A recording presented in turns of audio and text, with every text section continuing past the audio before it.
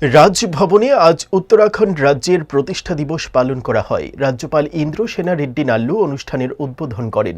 তিনি বলেন, আমাদের ভাষা অনেক, পোশাক অনেক, তবু আমাদের দেশ এক। উত্তরাখণ্ড রাজ্যকে দেবভূমি হিসেবে আখ্যায়িত করা হয়। অনুষ্ঠানে রাজ্যে বসবাসরত উত্তরাখণ্ডের অধিবাসীদের রাজ্যপাল উত্তরীয় পরিয়ে সংবর্ধনা জানান। তাদের মধ্যে ছিলেন রাজ্য পর্যটন অধিকর্তা প্রশান্ত বাদল নেগি, ওএনজিসি ত্রিপুরা অ্যাসেটের জেনারেল ম্যানেজার সস্ত্রীক ভূপেন্দ্র সিং পাংতেই, সিআরপিএফের এসআই উপেন্দ্র প্রসাদ প্রমুখ। मैदान ये उत्तराखंड में फॉरेस्ट जैसा जितना है वैसे ही प्लेन लैंड्स भी है। प्लेन लैंड्स में गंगा का पानी से खेती करने में वैसा रिच एग्रीकल्चर स्टेट भी है। वैसा उत्तराखंड दो राजभवन है।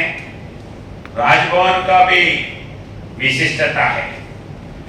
जो नैनीताल में राजभवन है वो Raj Bhavan it is a replica of London में जो